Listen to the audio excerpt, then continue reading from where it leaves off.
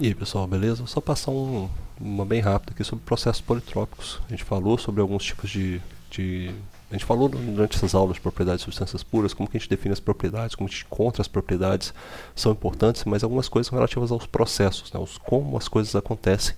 Uma delas são os processos politrópicos. Processos politrópicos modelam um processo de quase equilíbrio que é definido por isso aqui, um PV elevado a um certo fator é igual a constante. Ou seja, se você tiver um processo entre o estado 1 para o estado 2, ele vai ter essa relação que vai ser garantida nele. Ou seja, você pode simplificar o seu processo dessa forma. A variação da sua razão de pressões é igual a razão inversa aí dos volumes elevado a um fator n. Esse fator é determinado de diversas formas. Pode ser dado no problema, pode ser dado em função das condições onde ele está sendo realizado. Mas, no geral, para o processo politrópico, se você quer avaliar, isso aqui a gente vai ver justamente já nas próximas aulas, né, que isso aqui é uma definição, a gente já viu, na verdade, que PV é uma relação que está relacionada ao trabalho, né, mas justamente aqui agora a gente está escrevendo essa relação, justamente é uma integral. O trabalho é uma integral da pressão ao longo de um certo volume. Então, se você quiser avaliar o trabalho de um processo politrópico, você precisa fazer isso. Vai depender se esse processo politrópico ele está definido com o fator n igual a 1, porque se for igual a 1, essa integral que já fica mais difícil, mais chata de ser resolvida, sem resolver, vira um logaritmo neperiano que... mas o fato é que processos politrópicos são muito úteis, né? Eles modelam fenômenos reais, fenômenos que ocorrem na indústria, observados em aplicações reais, que tem troca de calor, tem geração de trabalho, elas ocorrem de maneira simultânea. Você tem coisas reais acontecendo mesmo. A gente vai ver muitos processos politrópicos, pode acontecer para gases ideais, aí você pode deduzir as equações dos gases ideais aqui, ó, e analisar que elas vão chegar nessas três formulações aqui. Primeiro você tem uma formulação com relação de temperaturas, com relação ao fator ali que a gente tem no nosso processo politrópico, e essas duas relações de trabalho que a gente tem, ó. Okay? O N, esse N não tem nada a ver com o gás ser ideal, tá? Ele tem só a ver com o fator mesmo que a gente tem do processo politrópico. Você vai ter um PV que vai ser elevado, PV elevado a N, né? No estado 1 e PV elevado a N no estado 2 vai garantir essa análise aí.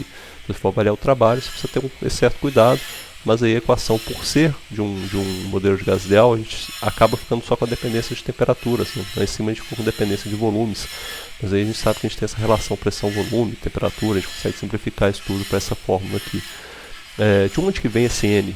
Na verdade, se a gente está trabalhando com o N, né? O que ele quer dizer, na verdade? Ele depende de como é o processo, na verdade. Você pode ter um processo que é isotérmico, você considera esse N igual a 1. Processo isoentrópico, a gente nem falou disso ainda, né? Processos que são processos ideais, processos perfeitos, processos que não têm geração de entropia, a gente considera esse N igual ao K, que é a razão nossa de calores específicos. Se você tiver um processo com perdas, ele vai ficar entre 1 e K, normalmente. Se você tiver processos reais, mais difíceis, só através de experimentos que a gente consegue modelar. Você precisa ter vários experimentos, a base de experimentos para conseguir entender qual que é o seu valor de N. E essa relação de processos, de processos politrópicos, ela vai ser muito útil para a gente, porque justamente quando a gente estuda como o processo ocorre, algumas coisas, como a gente viu, propriedades como temperatura, pressão, volume, elas são propriedades, né? Elas não dependem de como o processo ocorre. Tudo isso aqui é propriedade, mas algumas grandezas físicas, a gente vai ver isso já nas próximas aulas que falam de primeira lei, como o calor trocado, como o trabalho realizado. A gente vê isso pelas equações aqui de cima. O trabalho, ó, ele depende de como a gente define essa relação pressão-volume. Tá? Então, o calor também vai ter dependência de como a gente define outras relações. Então, essa definição de calor e trabalho são quantias que, na verdade, não tem, elas dependem do processo. Elas dependem do processo. E essa dependência do processo delas faz com que a gente precise dessas equações para modelar como elas ocorrem, como essas equações dos processos politrópicos, ou talvez até mesmo a equação do gás ideal, né? PV igual a RT, ela nos dá uma ideia de como esse processo é um processo que ocorre sempre sendo um gás ideal. A gente sabe, tem uma relação PV, então que sai disso.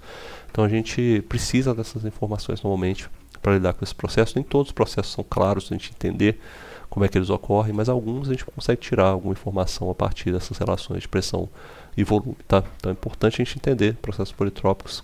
Daqui a pouco eu mando os exercícios para vocês verem como é que se lida com processos politrópicos aí, beleza? Valeu, galera!